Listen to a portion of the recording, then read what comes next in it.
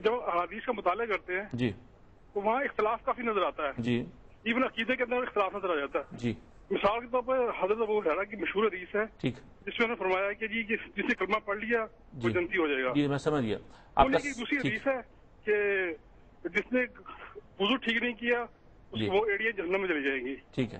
تو باتوں میں بہت اتنا اختلاف کیوں ہوتا ہے روایت؟ اختلاف کیوں ہے اور اس کا حل کیا ہے یہ کیوں؟ ٹھیک. سب سے پہلی چیز تو یہ ہے کہ آپ قرآن مجید کو اللہ کی کتاب کی حیثیت سے پڑھیں.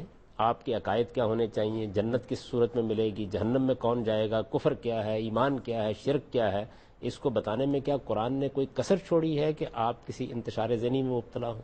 اللہ کی کتاب کو پڑھیں.